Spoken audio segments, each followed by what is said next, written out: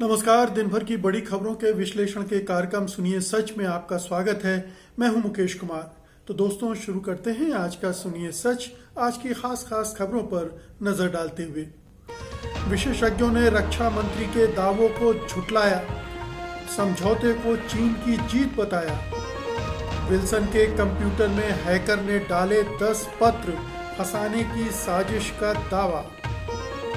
कानून मंत्री ने कहा, सोशल मीडिया कंपनियां कानून के दायरे में रहें। हैकर ने कू ऐप पर उठाए सवाल, यूजर का डाटा लीक होने का खतरा। क्रिकेटर जाफर ने कहा, क्रिकेट संघ का सांप्रदायिकता का आरोप निराधार। खास खबरों पर नजर डालने के बाद अब वक्त है आज की बड़ी खबरों के विस्तार से विश्लेषण का। इसलिए लेते हैं सबसे पहले आज की सबसे अहम खबर। रक्षा मंत्री राजनाथ सिंह ने आज संसद में चीन के साथ सीमा विवाद पर हुए समझौते पर कहा कि दोनों पक्ष अपनी सेनाओं की ओर से की जा रही गतिविधियों को स्थगित रखेंगे और पिछले साल के गतिरोध से पहले वाली स्थिति बहाल हो जाएगी। उन्होंने कहा कि चीन के साथ कई दौर की वार्ता के बाद भारत ने कुछ भी नहीं खोया है और कई मुद्दों पर अभी वार्ता होनी है। उन्होंने कहा कि दोनों पक्ष इस बात पर सहमत हैं कि दोनों ओर से सैनिकों को हटा लिया जाए। उनके इस बयान को कुछ लोग भारत की जीत के तौर पर देख रहे हैं, तो कुछ का कहना है कि हालात इसके उलटे हैं। भारतीय सेना के पूर्व कर्नल और रक्षा मामलों के विशेषज्ञ अजय शुक्ला का कहना है कि पैंगोंग सेक्टर में सेनाओं के पीछे हटने को लेकर और झूठ बोले जा रहे हैं। उन्होंने ट्वीट किया है कि कुछ हथियारबंद गाड़ियां और टैंक पीछे भेजे गए हैं। सैनिकों की पोजीशन में कोई बदलाव नहीं हुआ है। चीन को फिंगर 4 तक पेट्रोलिंग करने का अधिकार दे दिया गया है। इसका मतलब है कि एलएसी जो पहले फिंगर 8 पर थी, अब अंदर आकर फिंगर 4 पर शिफ्ट हो गई है।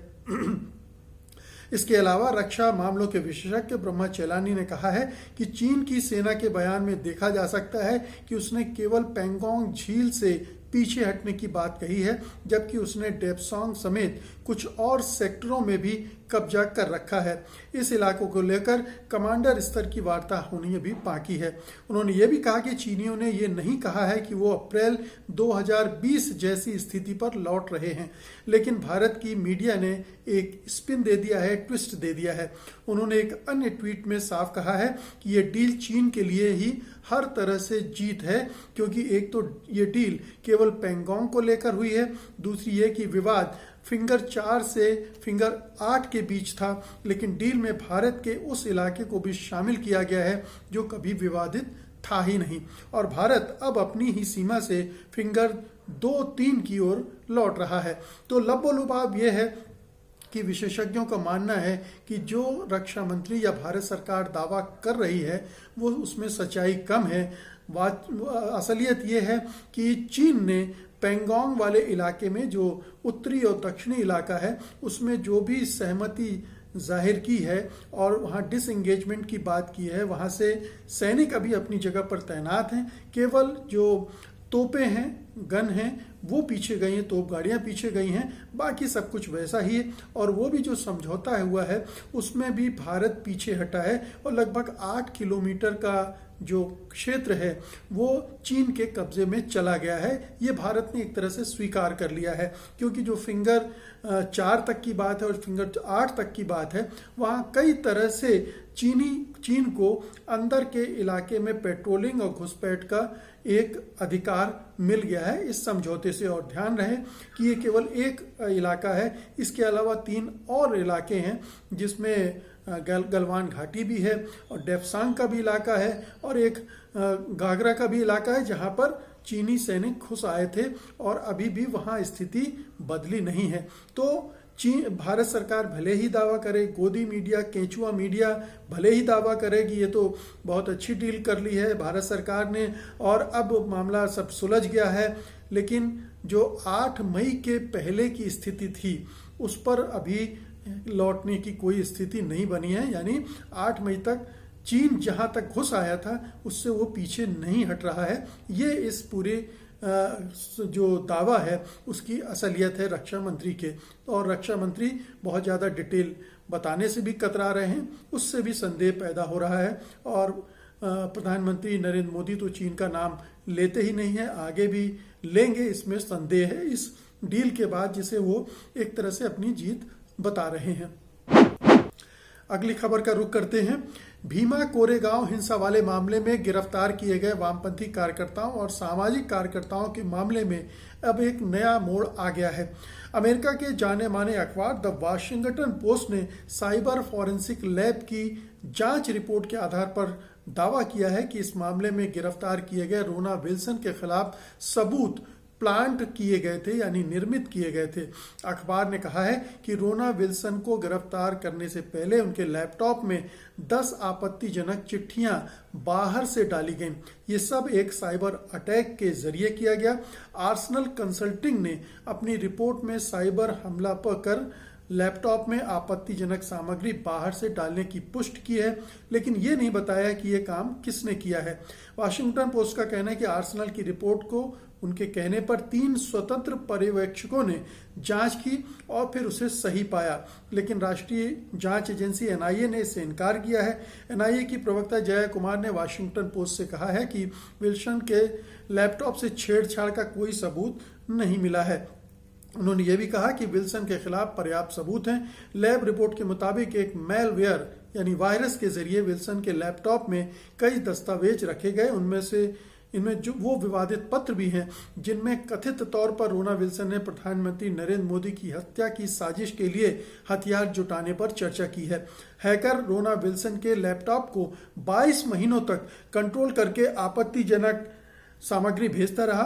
उसने रोना विल्सन को कई ईमेल भेजे जो ऐसा लगता था कि उनके परिचित एक कार्यकर्ता ने भेजे थे। उस कार्यकर्ता ने विल्सन से कहा कि वे इसमें लगे एक नागरिक अधिकार समूह के बयान को डाउनलोड कर लें, लेकिन वह लिंक नेटवेयर था। जैसे ही विल्सन ने वो डाउनलोड किया, उसके बाद हैकर ने पूरा खेल शुरू कर दिया। वो वहीं से उनके लैपटॉप को कंट्रोल करने लगा और इसी के जरिए उसने जो चाहे वो लेटर डॉक्यूमेंट एक गुप्त फोल्डर में रख दिए, जिनमें सबूत के तौर पर पेश किए गए 10 दस्तावेज भी शामिल है। बता दें कि रोना विल्सन समेत 1 दर्जन से ज्यादा लोगों पर केंद्र की सत्ता को उखाड़ फेंकने और प्रधानमंत्री नरेंद्र मोदी की हत्या की कथित रूप से साजिश रचने का आरोप लगाया गया है। इस मामले में जिन लोगों को गिरफ्तार किया गया है उनमें जाने माने जनकवि वरवर राव, अकादमिक जगत की हस्ती सुधा भारद्वाज, सामाजिक कार्यकर्ता गौतम नवलखा, प्रोफेसर आनंद तेलतुंबडे और दूसरे कई लोगों के नाम शामिल हैं। तो ये काम पिछले 2-2.5 साल से चल रहा था, ये तुरंत का नहीं है। 2 साल पहले ये चिट्ठियां इसमें डाली गई थी और उसके पहले आप देखिए कि उनकी निगरानी पहले से चल रही थी।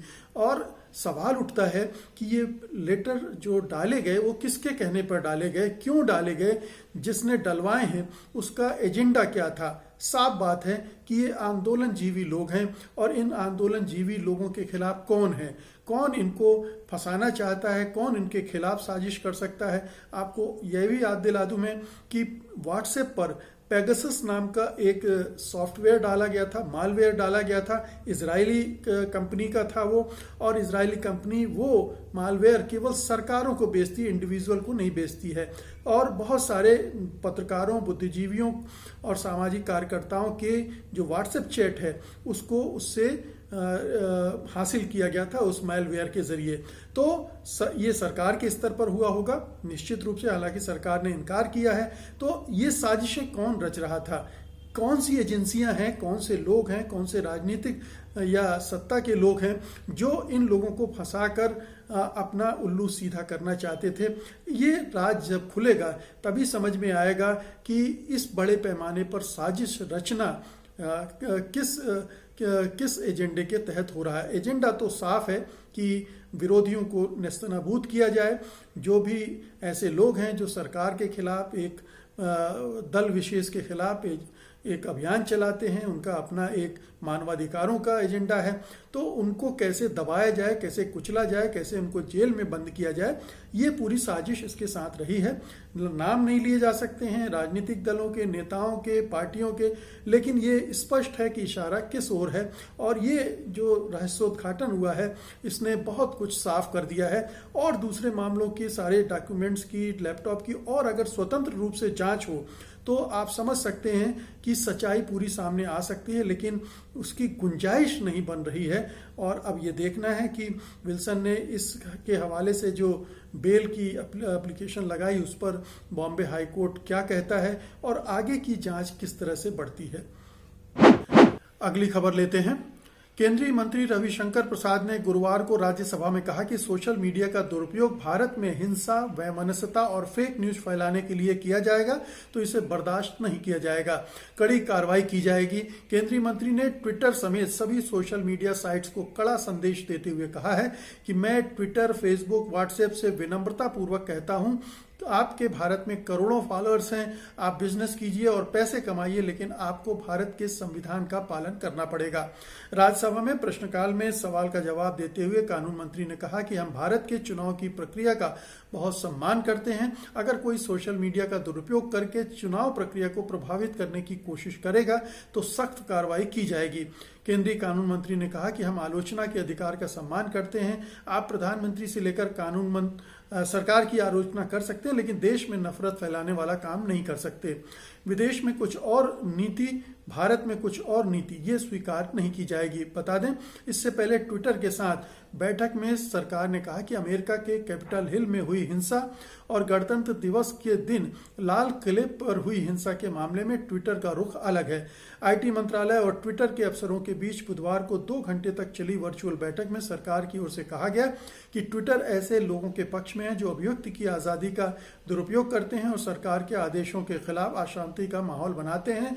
बहुत साफ है, रविशंकर प्रसाद या मोदी सरकार लगातार ट्विटर को धमकाने की कोशिश कर रही है, एक के बाद एक, और ट्विटर मान नहीं रहा है, इसलिए उनकी खींच बढ़ती जा रही है। और आज संसद में उन्होंने जो कुछ कहा वो दरअसल कल जो बातचीत हुई थी ट्विटर के अधिकारियों के साथ, और उन्होंने 2 टूक शब्दों में जो कह दिया था कि हम जो स्पीच का राइट टू स्पीच है उसको कम करके नहीं दिखा सकते हैं, हम उस पर अंकुश नहीं लगा सकते हैं, जबकि सरकार चाहती है कि वो ऐसा करे, क्योंकि उसने 1178 अकाउंट को बंद करने के लिए कहा था। उसके पहले दूसरे अकाउंट को ब्लॉक करने को कहा था, तो ट्विटर ने ब्लॉक करके फिर अनब्लॉक कर दिया था, तब से छिड़ी हुई है सरकार को चिंता उन फेक न्यूज और उन हिंसा भड़काने वाले ट्वीट से नहीं हो रही है जो सांप्रदायिकता के नाम पर, हिंदुत्व के नाम पर किए जा रहे हैं। उनको रोकने की आज तक उसे कोई सुध नहीं आई, लेकिन अब जबकि ये किसान आंदोलन हो रहा है, उसका समर्थन हो रहा है देश विदेश में, अंतर्राष्ट्रीय स्तर पर, तब वो हड़बड़ाई हुई है, तब वो उस पर कंट्रोल करने के लिए टूट पड़ी है और इसीलिए उसने कू ऐप का रुख किया है। कू ऐप पर शिफ्ट हो रही है सरकार, मंत्री वगैरह वगैरह। ये ट्विटर का गला दबाने की कोशिश जो चल रही थी, अब ये हाथ मरोड़ने की कोशिश है कि हम तुम्हारे आर्थिक हितों को प्रभावित कर सकते हैं, हम आपके यूजर्स को कम कर सकते हैं। तो ये तमाम तरह की साम दाम दंड भेद सरकार आजमा रही है। उसे इस बात की परवाह नहीं कि अभिव्यक्ति की स्वतंत्रता को बचा कर रखना, उसकी रक्षा करना है, बल्कि इस बात की है कि सरकार की बदनामी ना हो, भले ही वो बदनाम होने वाले तमाम काम करते रहे। अगली खबर लेते हैं। फ्रांस के हैकर एलियट एल्डरसन ने देसी ट्विटर कहे जाने वाले ऐप कू में डेटा सुरक्षा को लेकर सवाल उठाए हैं। एल्डरसन ने दावा किया है कि इस ऐप से फोन नंबर, ईमेल आईडी, जन्मदिन की तिथि जैसी भी गुप्त जानकारियां लीक होने का खतरा है। ट्विटर और सरकार में तकरार के बीच कई केंद्रीय मंत्री और सरकारी विभाग कू ऐप का इस्तेमाल करने लगे हैं। एलियट एल्डरसन नाम से ट्वीट करने वाले फ्रांसीसी सुरक्षा शोधकर्ता रॉबर्ट बैप्टिस्ट ने लिखा है, ये Robert Baptist basically ethical hacker हैं जो कि अच्छे कामों के लिए हैकिंग करते हैं। उन्होंने लिखा है कि आप लोगों ने कहा तो मैंने कर दिया, मैंने इस नए कू ऐप पर 30 मिनट गुजारे। ऐप उनके उपयोगकर्ताओं के व्यक्तिगत डाटा को लीक कर रहा है, ईमेल, डीओबी, नाम, वैवाहिक स्थिति, लिंग वगैरह। एलियट एल्डरसन ने उन जानकारियों के स्क्रीनशॉट्स भी शेयर किए हैं। ये एलियट एल्डरसन वही हैं जिन्होंने आरोग्य सेतु ऐप में डाटा सुरक्षा को लेकर सवाल खड़े किए थे। अब जिस कू ऐप पर एलियट एल्डरसन ने सवाल उठाए हैं वह ऐप करीब 1 साल पहले ही आ चुका था। इसको अप्रमेय राधाकृष्ण और मयंक बिदावतका ने पिछले साल मार्च में बनाया था। इसके अलावा कू ऐप के चीनी कनेक्शन की बात भी उठ रही है। इस ऐप की मूल कंपनी में चीन की कंपनी शुनवेई इन्वेस्टर है। हालांकि ऐप के फाउंडर अपरमेय राधाकृष्ण ने कहा कि पहले वोकल ब्रांड में निवेश करने वाली शुनवेई कैपिटल इस ऐप से बाहर जा रही है। उन्होंने बताया कि शुनवेई ने इससे पहले के ब्रांड वोकल में निवेश किया था। हम वास्तव में एक आत्मनिर्भर भारतीय ऐप हैं। तो सुरक्षा के लिहाज से कोई भी ऐप अगर उस पर शक है, संदेह है, गड़बड़ है वो, तो फिर उसका इस्तेमाल करने का कोई फ़ायदा नहीं है। और ये एथिकल हैकर जो हैं उन्होंने ये बात साबित की है स्क्रीनशॉट्स के जरिए कि इस ऐप में प्रॉब्लम है। अब कू ऐप बनाने वाली जो भारतीय कंपनी है उसे इसे ज़्यादा सुरक्षित बनाने के लिए काम करना पड़ेगा, या ये साबित करने पड़ेगा कि जो एथिकल हैकर का दावा है वो गलत है। तो बहुत सारे प्रश्न उठ खड़े हुए हैं। ये जो सुरक्षा, सोशल मीडिया पर सुरक्षा का सवाल है, साइबर सिक्योरिटी का सवाल है, ये बहुत गंभीर है, क्योंकि इसका कई स्तरों पर बहुत तरीके से दुरुपयोग होता है और ये बहुत तरीके से नुकसानदेह साबित हो सकता है। खासतौर पर तब जब सरकार के तमाम मंत्री भी वहां जा रहे हैं, सरकारी विभाग भी वहां जा रहे हैं, तो बहुत सारी संवेदनशील जानकारियां हो सकती हैं जो लीक हो सकती हैं अगर उस ऐप में सुरक्षा के पर्याप्त इंतजाम नहीं किए गए हैं। तो कू ऐप को बनाने वाले लोगों को अब थोड़ा गंभीरता के साथ इसको देखना पड़ेगा, क्योंकि अब बहुत सारे लोग उस पर स्विच ओवर कर रहे हैं।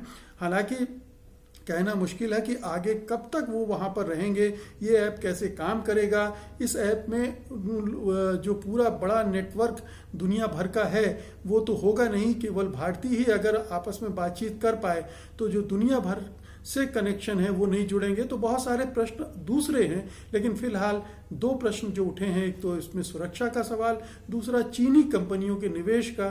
चीनी कंपनी के निवेश का मतलब है कि चीनी कंपनी का दखल इस ऐप में, और इस ऐप से डाटा लीक होने का या निकालने का खतरा बना रहता है। तो ये दो चीजें हैं जिनको गंभीरतापूर्वक जांचा परखा जाना चाहिए। आज की अंतिम खबर लेते हैं। रणजी ट्रॉफी के सबसे बड़े खिलाड़ियों में से एक रहे वसीम जाफर को लेकर विवाद छिड़ गया है। उन पर उत्तराखंड की क्रिकेट टीम का कोच रहते हुए ड्रेसिंग रूम के सांप्रदायिकरण करने और मुस्लिम खिलाड़ियों को तरजीह देने का आरोप मढ़ा गया है। इसके बाद जाफर ने भी जवाब दिया है। उन्होंने इन तमाम आरोपों को निराधार और दुखद बताया है। द इंडियन एक्सप्रेस की रिपोर्ट के अनुसार उत्तराखंड क्रिकेट संघ के सचिव माहिम वर्मा ने कहा कि उन्हें टीम से फीडबैक मिला था कि जाफर ने ड्रेसिंग रूम के माहौल को सांप्रदायिक कर दिया था और मुस्लिम खिलाड़ियों का पक्ष लिया था। वर्मा ने कहा कि जाफर ने प्रशिक्षण सत्र के दौरान मैदान में एक मौलवी को आमंत्रित किया था। वर्मा ने यह भी कहा कि यहाँ तक कि टीम के मंत्र को भी उन्होंने बदल दिया जिसमें हनुमान का जयकारा लगता है। जिसके जवाब में कोच पद से इस्तीफा दे चुके जाफर ने कहा है कि क्रिकेट एसोसिएशन ऑफ उत्तराखंड के अधिकारी उन खिलाड़ियों की नियुक्ति के लिए दबाव डाल रहे थे जो अयोग्य थे, यानी अपने खिलाड़ियों को उसमें डालने के चक्कर में ये जाफर साहब को लपेटा गया है। सांप्रदायिकरण को लेकर जाफर ने कहा इससे नीचे कोई गिर नहीं सकता है। मुझ पर सांप्रदायिक होने और इसे सांप्रदायिक रंग देने के आरोप दुखद हैं। उन्होंने कहा कि यदि मैं कम्युनल होता तो मैं कहता कि अल्लाहू अकबर बोलो। मैंने सत्र को सुबह कर दिया होता जिससे कि मैं दोपहर में नमाज अदा कर सकूं। मौलवी को बुलाने और नमाज के आरोपों पर वसीम जाफर ने कहा मैंने एक मौलवी को बुलाया और ग्राउंड पर नमाज अदा की। सबसे पहली चीज, मैंने मौलवी को फोन नहीं किया। ये इकबाल अब्दुल्ला थे जिन्होंने उन्हें बुलाया था। शुक्रवार को हमें नमाज अदा करने के लिए एक मौलवी की जरूरत थी। इकबाल ने मुझसे पूछा और मैंने हाँ कही। अभ्यास समाप्त हो गया और हमने ड्रेसिंग रूम के अंदर नमाज अदा की। ये केवल 2 या 3 बार हुआ, वो भी बायो बबल सत्र के शुरू होने से पहले। इसके अलावा जाफर ने यह भी कहा है कि उन्होंने एक दूसरे शख्स को, खिलाड़ी को टीम के कैप्टन के लिए उसकी सिफारिश की थी। वो हिंदू था, जबकि जो उत्तराखंड क्रिकेट संघ है उसने इकबाल को कप्तान बनाया, जिसका मतलब ये है कि मैं कहीं से बायस नहीं था, मैं कहीं से धार्मिक आधार पर चीज़ों को नहीं देख रहा था और मैंने तो खुद इस्तीफा दिया। अगर मैं कम्युनलाइजेशन कर रहा होता तो मुझे सैक किया गया होता, मुझे हटाया गया होता, तो हटाया नहीं गया है। और ये चीज़ें जो की जा रही हैं उत्तराखंड क्रिकेट संघ की ओर से दरअसल अपनी कमजोरियों को और अपने भ्रष्टाचार को छिपाने के लिए किया जा रहा है, क्योंकि जो काबिल खिलाड़ी थे, जो योग्य खिलाड़ी थे, उनकी जगह वो अपने कैंडिडेट को अंदर डालने की कोशिश कर रहे थे, और जब उन्होंने विरोध किया तो ये एक नया विवाद खड़ा कर दिया गया। तो ये अक्सर जो लोग क्रिकेट से, खेल से सीधे ताल्लुक नहीं रखते हैं, वो खिलाड़ियों के साथ इसी तरह से व्यवहार करते हैं। वसीम जाफर बहुत बड़े खिलाड़ी हैं, रणजी ट्रॉफी में सबसे ज़्यादा रन बनाने वाले खिलाड़ी हैं, 55 शतक लगाने वाले खिलाड़ी हैं, और उनका सम्मान पूरे क्रिकेट की दुनिया में किया जाता है। भले ही अंतर्राष्ट्रीय क्रिकेट में वो वैसा जलवा न दिखा पाए हों, लेकिन घरेलू क्रिकेट में उनकी तूती बोलती थी और उनका सारा सम्मान होगा, और कभी भी उन पर इस तरह के आरोप कहीं भी नहीं लगे हैं। तो ये उत्तराखंड क्रिकेट संघ को अपने बचाने के लिए, और ये जो नारा है क्रिकेट टीम का बदलने की बात ज़रूर की थी, लेकिन जाफर ने उसमें बदलाव के लिए सजेशन दूसरा दिया था कि इसको धार्मिक नारा ना रखा जाए, आखिर बजरंग बली के नाम पे क्यों रखा जाएगा किसी क्रिकेट टीम का नारा, उसे धर्मनिरपेक्ष होना भी चाहिए। तो गो उत्तराखंड का नारा उन्होंने दिया था। तो ये कहीं से भी कोई सांप्रदायिक दृष्टिकोण वाला नारा नहीं हो सकता है। तो ये पूरा खेल आप समझ ही गए होंगे कि क्या है। तमाम क्रिकेट संघों में इसी तरह के लोग बैठे हैं, वर्मा टाइप के, और वो इसी तरह के खेल करते रहते हैं। तो दोस्तों, ये थी आज की खास खबरें। उम्मीद है कि आपने इन्हें पसंद किया होगा और आप इस वीडियो को लाइक करेंगे और बड़े पैमाने पर शेयर करेंगे। अब मुझे अनुमति दीजिए, कल मैं फिर हाजिर होऊंगा कल की बड़ी खबरों के साथ। तब तक के लिए नमस्कार। सत्य हिंदी का ऐप डाउनलोड करें गूगल प्ले स्टोर पर।